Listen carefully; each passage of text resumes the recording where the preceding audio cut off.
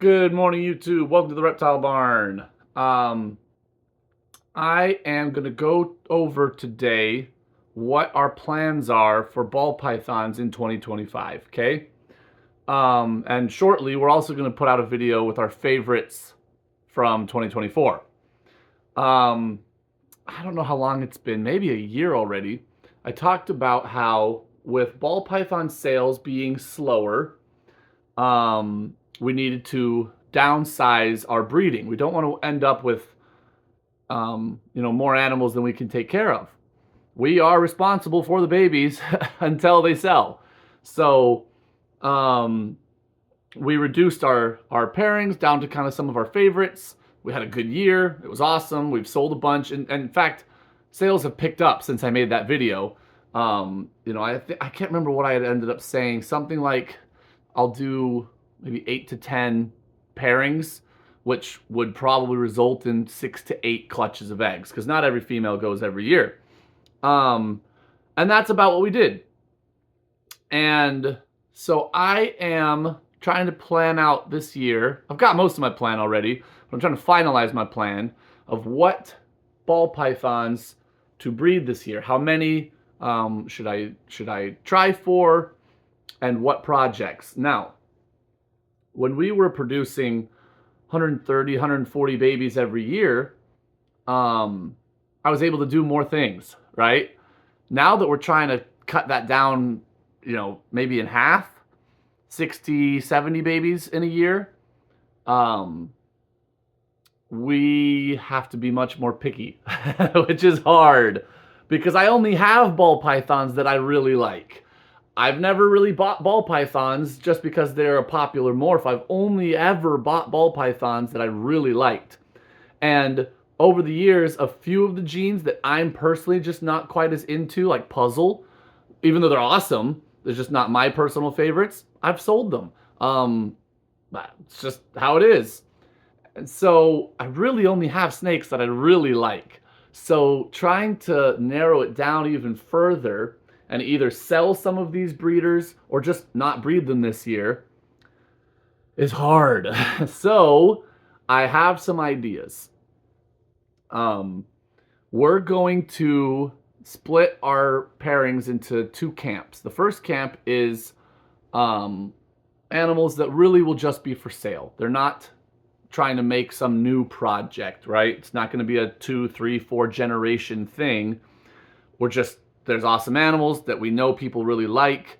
Things like pieds and simple pied combinations, blue-eyed Lucies, mystic potions, things like that, right? Things that we already have the breeders for. We know they're good to go. They're healthy, they're strong, they're big, they've put their weight back on, and people like those kinds of babies. They're not horribly expensive, but they're also not super cheap. I know we've talked about not producing a ton of animals that are really inexpensive before. So that's one part of our collection. We'll probably aim to produce 3 to 5 clutches of babies of that variety, which leaves us 3 to 5 clutches for pairings that are project oriented, right? Things where we're really looking several generations in the future. And you can see I've got in my hands a tri-stripe, okay? Just a tri-stripe. He's got nothing else in him. He's not het for anything. This is a recessive trait that I am in love with. I know that people say, many reptile people say this for some reason, and I've never understood it, that they don't have favorites. I loved hearing Brian Barczyk talk about, he's like, here's my favorite, and he'd show a snake, and he'd be like, but also here's my favorite, and he'd show another animal, and then, but here's my favorite. He loves them all, and I love them all, but I do have favorites, and I can admit that. And I think if I were pressed to pick my favorite single gene, so not a combo, my favorite single gene in ball pythons, it would be tri-stripe. Is it everyone else's favorite? Probably not, but it's my favorite. I love it. I give no justifications for that. I don't think I need a reason. I just love how it looks. I absolutely love it.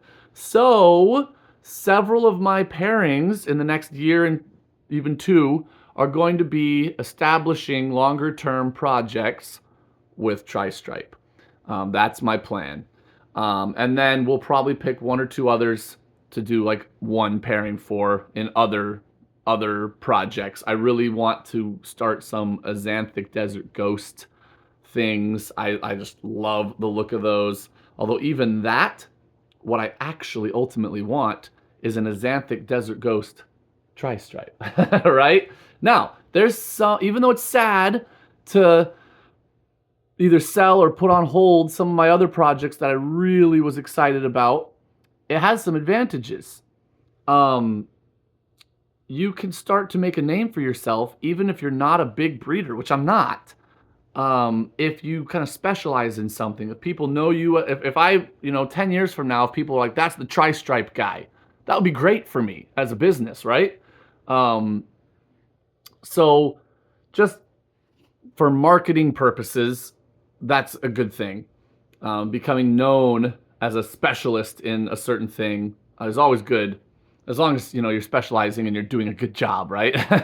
I don't want to be like, that's the sucky tri-stripe guy. We don't want that. But so that's one good thing. But the other is, if I can just kind of narrow it down to one project, one gene that I want to explore in a bunch of different ways, I can get a lot further. If I'm like, okay, I can fit 6 clutches of babies. If I'm like, I'm going to do this Ultramel project and this Sunset project and this Pied project and this Clown project and this Tri-Stripe, well, I'm going to get 1 clutch a year for each of those things. It's going to take me a decade to get anywhere, right? Whereas if I'm like, well, every year I can dedicate 6 clutches to this project, you literally can go 6 times faster. So I will see the really cool results a lot sooner if I specialize than if I keep, plucking projects here and there and everywhere. So I'm telling myself this is a good thing, right? Now, as I mentioned, from the time we last did that video talking about how we really need to slow down production, sales picked up very nicely. And I'm so grateful for you guys. Anyone out there who's, even if you haven't bought a snake, just watching my videos, getting that algorithm, showing our videos to other people, that helps us so much. I'm grateful for that. We love our customers. So while I'm certainly not going to go back up to our previous numbers, like towards the beginning of COVID, when checks were just flying around everywhere, we couldn't produce ball pythons fast enough. It was crazy. Anything. We couldn't produce sail fins fast enough. Feeders, everything that we sell was just, it was impossible to stay in stock. It was crazy. And there was about 2 years of that. And then, as we all can still feel, it dropped off a cliff. But at least for me, I don't know everybody's numbers, but for me, it has begun to correct again. It's healing somewhat, I think. So that's my plan. I'm trying to be totally transparent here. I'm not really one of these breeders who wants all my projects to be secret, right? I mean, I would love to be the first one to get into some cool new thing. But I don't know. When I'm excited about a reptile project, I like to tell everybody about it. So let me know what you think. Am I crazy for picking tri-stripe? Maybe.